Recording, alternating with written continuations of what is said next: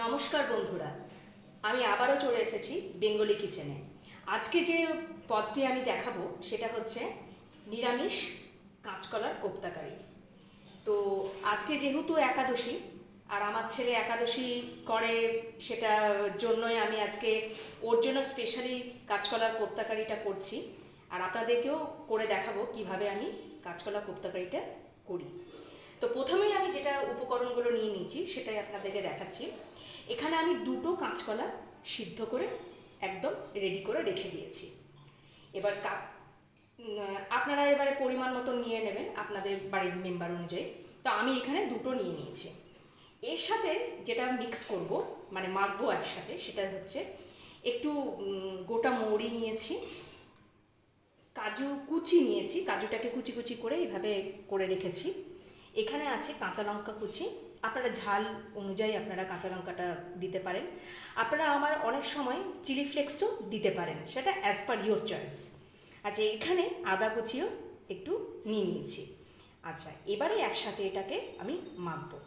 তার আগে আমি এখানে একটু বেসন নিয়ে নেব, দিয়ে একসাথে মাখবো।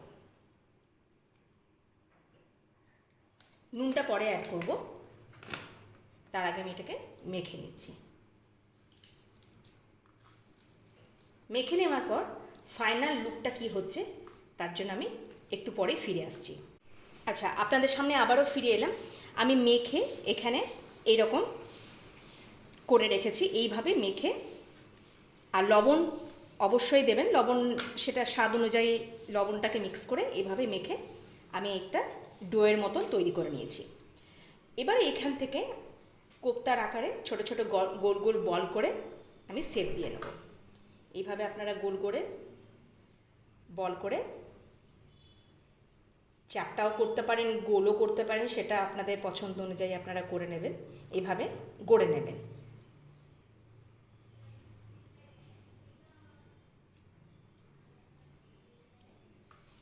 এইভাবে প্রত্যেকটা আমি বলের মতন গড়ে নিয়েছি।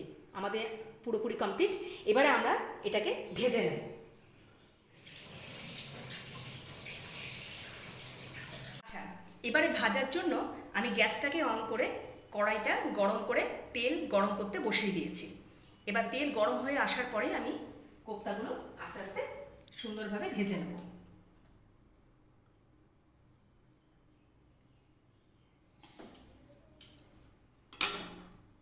একটু তেলটা চাড়িয়ে দিলাম, আস্তে আস্তে আমি বলগুলো এবার ছেড়ে দেবো।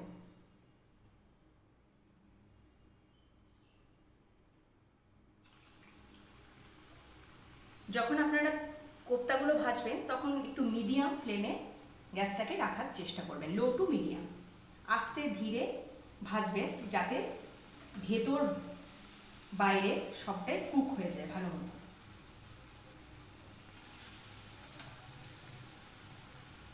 এইভাবে আস্তে আস্তে আমি এগুলোকে ভেজে নেব।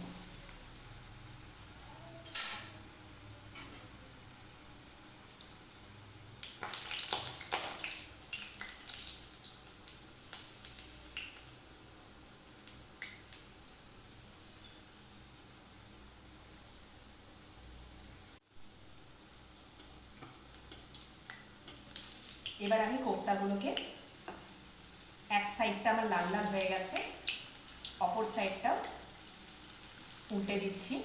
আস্তে ধীরে সাবধানে করবেন যাতে সুন্দরভাবে কোপ্তাগুলো ভাজা হয়ে যায়।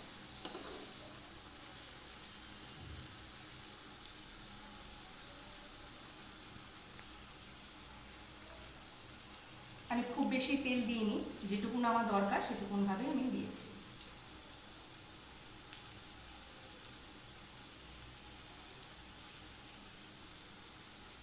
আচ্ছা, আমার এইগুলো ভাজা হয়ে গেল। এইভাবে আমি প্রত্যেকটা ভেজে নেব। বলগুলো প্রত্যেকটা ভাজা হয়ে গেছে, খুবই সুন্দর লাগছে দেখুন। এইভাবে আপনারা ভেজে একটু লাল লাল করে ভেজে তুলে রেখে দেবেন। এবারে কারির প্রসেসটা আপনাদেরকে দেখিয়ে দিচ্ছি। সেই কিছুটা তেল আমার এখানে রয়ে গেছে, আমি আর এক্সট্রা কিচ্ছু তেল দেব না। আর আমি রান্নাটা সাদা তেলেই করছি, আপনারা চাইলে সর্ষের তেলেও করতে পারেন।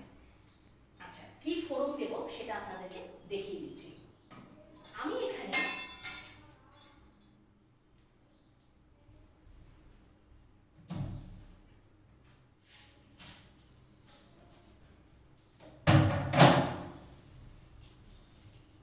কোপ্তাকারিতে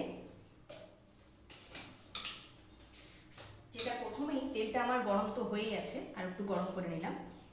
আমি এই চামচে একটু মৌরি ফোড়ন দিচ্ছি, গোটা মৌরি ফোড়ন আমি 3 চামচ মতো দিয়ে দিলাম। আর তার সাথে আমি একটা শুকনো লঙ্কা ফোড়নে দিয়ে দিচ্ছি। আমি এখানে ছোট দুটো শুকনো লঙ্কা আর কি ইউজ করলাম।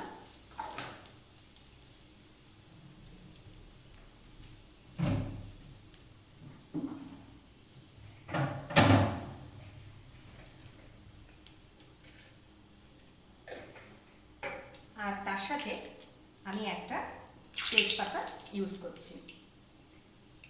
আচ্ছা, তার আগে আমি একটা মানে প্রসেস বলে দিচ্ছি। আমি একটা মশলা রেডি করেছি। এই মশলাটা সেটা হচ্ছে, এখানে আমি পুরোপুরি এটা যেহেতু আমি এখানে একটা বিষয়ে আমি একটু ক্ষমা চেয়ে নিচ্ছি। আমার একটু নেটওয়ার্কের প্রবলেমের জন্য আমার কিছুক্ষণের জন্য ফোনটা বন্ধ হয়ে গেছিলো। আমি আবারও শুরু করলাম। এবারে আমি যে লাস্ট আপনাদেরকে দেখিয়েছিলাম বলগুলো ভেজে রেখেছি, এভাবে বলগুলো ভেজে রাখবেন, ঠিক আছে? এরপরে আপনারা কারিটা কিভাবে তৈরি করবেন সেটা আমি প্রসেসটা বলে দিচ্ছি, আপনারা একটু মন দিয়ে শুনুন। আমি এখানে যে বলগুলো ভেজে রেখেছিলাম দিয়ে তেলটাতে, সেটা আমার কিছুটা বেঁচে গেছিলো। সেই তেলে আমি মৌরি ফোড়ন, দুটো শুকনো লঙ্কা আর একটা তেজপাতা ফোড়ন দিয়ে আমি ওটাকে সামান্য একটু ফ্রাই করে নিয়ে এবার আমি একটা মশলা তৈরি করেছিলাম। সেটা হচ্ছে একটু আদা, কাঁচা লঙ্কা, গোটা ধনে, গোটা জিরে, একটা টমেটো, কয়েক টুকরো কাজু, কয়েক টুকরো কিশমিশ, একটু চারমগজ একসাথে সাদা তেলে একটু স্যালো ফ্রাই করে সেটাকে ঠান্ডা করে মিক্সারে আমি পেস্ট করে নিয়েছিলাম। এবার আপনাদের বাড়িতে যদি মিক্সার না থাকে আপনারা শিলেও, কিন্তু শিলবাটাতেও আপনারা পেস্ট করে রেডি করে নেবেন। এবার আপনারা যদি চান যে ওটাকে আমরা স্যালো ফ্রাই করব না, সেটাও করা যায়। আবার যদি আপনারা স্যালো ফ্রাই করে একটু তেলে সামান্য একটু সাঁতলে নিয়ে সেটাকে ঠান্ডা করে যদি আপনারা মশলাটাকে বেটে রেডি করে নেন, সেটার টেস্টটা একটু ভালো হয়ে যায়। এইভাবে চেষ্টা করবেন করার জন্য। এবারে সেটাকে যখন আমার ওই ফোড়নটা একটু গরম হয়ে এলো, তারপরে আমি এই মশলাটা দিয়ে ভালো করে একটু কষিয়ে যতক্ষণ না তেল ছেড়ে না আসছে ততক্ষণ কষাতে থাকলাম। আর সামান্য আমি একটু ধনে গুঁড়ো, একটু জিরে গুঁড়ো দিয়েছিলাম। আর এই মশলাটা যখন আমি পেস্ট করেছিলাম তখন আমি একটু লবণ, একটু চিনি দিয়ে পেস্ট করেছিলাম। আচ্ছা, এরপরে আমার এখানে দেখুন অলরেডি কারিটা রেডি হয়ে গেছে। এবারে আমি কি করব, এই বলগুলো একটা একটা করে ছেড়ে দেব। কারিটা আপনারা চেষ্টা করবেন খুব পাতলা না করতে, খুবই মানে ঠিক না করতে আর কি, একটু মিডিয়াম ঝোল রাখার চেষ্টা করবেন।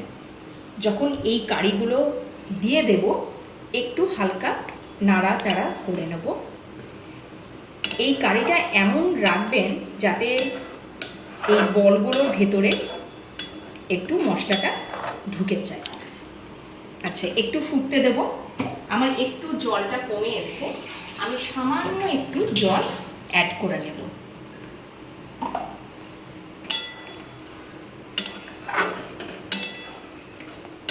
এবারে আমি এটাকে একটুখানি 5 থেকে 7 মিনিট মিডিয়াম ফ্লেমে রেখে নিই, তারপরে আবারও ফিরে আসছি।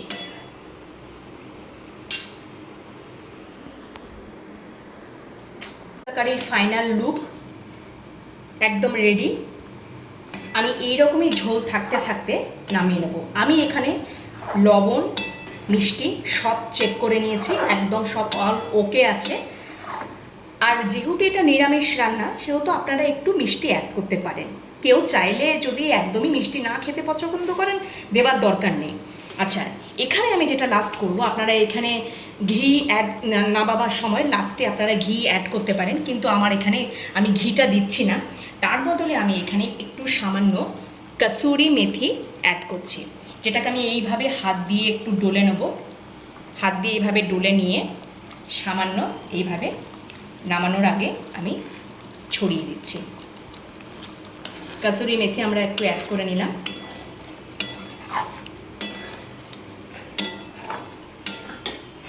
আর সামান্য একটু, খুবই সামান্য পরিমাণে একটু শাহি গরম মশলা আমরা অ্যাড করে দিলাম।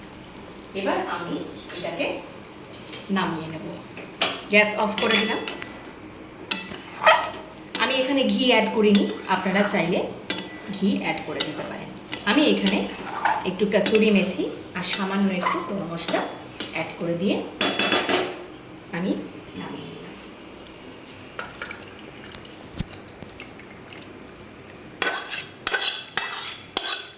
আপনারা এইভাবে একবার জাস্ট করে দেখুন, যেভাবে আমরা কোপ্তা কারি, আপনারা এইভাবে একবার জাস্ট করে দেখুন। কোপ্তা কারির ফাইনাল লুক আমার রেডি হয়ে গেছে। এটা যাদের একাদশী বা নিরামিষ খাবার যখন, মানে নিরামিষ দিনে আর কি, তখন আপনারা এই রান্নাটা করতে পারেন। এই প্রসেসে আপনারা করবেন। যেহেতু আজকে আমার ছেলের একাদশী, আমি স্পেশালভাবে কাঁচকলা কোপ্তা কারিটা বানালাম। আপনারা এই প্রসেসে বানাবেন। আশা করি আপনাদের এই রেসিপিটি ভালো লেগেছে। যদি ভালো লাগে তাহলে লাইক, কমেন্ট, শেয়ার আর সাবস্ক্রাইব করে দেবেন। সবাই ভালো থাকবেন, সুস্থ থাকবেন। আবারও আগামীকাল ফিরে আসব নতুন একটা রেসিপি নিয়ে। আজ এই বলে সমাপ্ত করলাম। সবাই ভালো থাকবেন। ধন্যবাদ।